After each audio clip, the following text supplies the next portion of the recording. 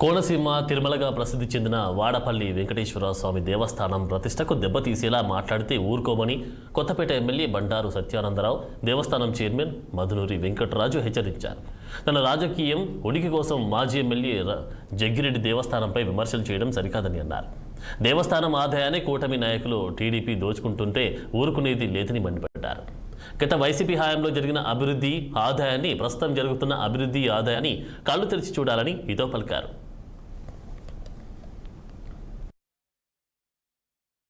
NDA కూటమి నేతలు దోపిడీ చేసేస్తున్నారు. ఏంటి పోతుందని దోపిడీ చేస్తున్నారండి? చెప్పండి మీరు. ఇప్పుడు ఈనాడే నేను మాట్లాడాను. గత దేవాలయం పరిపాలన ఏ విధంగా జరిగింది ఎవరికి తెలియదా? ఎవరొస్తే తలుపులు తీసేవారు, చైర్మన్ పేరుని ఎవరికి వచ్చిన ఇక్కడ పెత్తనాలు చేసేవారు. ఏం జరిగింది అప్పుడు? మీ ఇష్టానుసారంగా అన్నాడు. ఎన్ని జరగలేదు ఇక్కడ.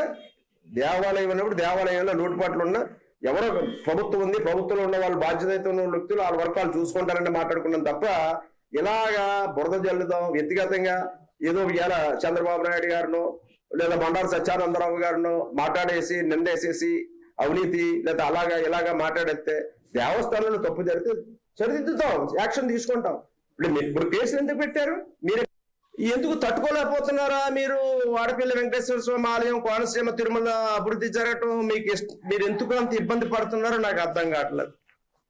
ఎందుకు మీరు అంత కష్టపడుతున్నారో నాకు అర్థం కావట్లేదు. ఒక రూమ్ లేదంటారు. మరి 5 ఏళ్ళు మీరు ఏం చేశారు? గుడ్డుగుర్రం పళ్ళుతోవేరా? 5 ఏళ్ళు గుడ్డుగుర్రం పళ్ళుతోవేరా? మరి ఒక ఆ రూములు కట్టాలని తెలియదా మీకు? ఇవాళ మేము వచ్చాం, 54 రూములు పెట్టాం, 4 డార్మిటరీలు పెట్టాం, 12 కోట్లు శాంక్షన్ అయింది, టెండర్ అయిపోయింది. ఇంకా టెండర్ కన్ఫర్మ్ చేసి అగ్రిమెంట్ చేయాలి. మంత్రి గారిని కూడా నిన్నే నేను ఫోన్ చేసి ఆనం రామనాయుడు గారిని రిక్వెస్ట్ చేశాను. 23-24 విజయవాడ వస్తాను, వచ్చాడు మంత్ ఎండ్ లోపల వస్తానన్నారు. ఆయన శంకుస్థాపన చేయించి ఆ రూములు మొదలు పెడతాం.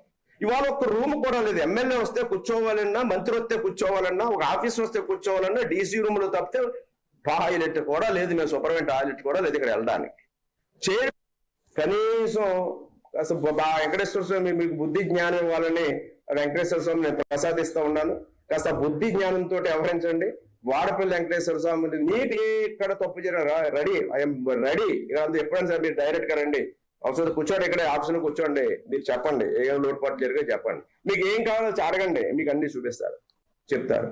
అంతేగా లేనిపోని తప్పుడు ఆరోపణలు, టెంపుల్ అప్రతిష్ట పాలు చేసే మాటలు దయచేసి మాట్లాడొద్దు.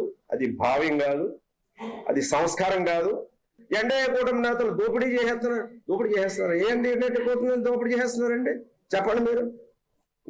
ఇప్పుడు ఈనాడే నేను మాట్లాడాను. గత దేవాలయం పరిపాలన ఏ విధంగా జరిగింది ఎవరికి తెలియదా?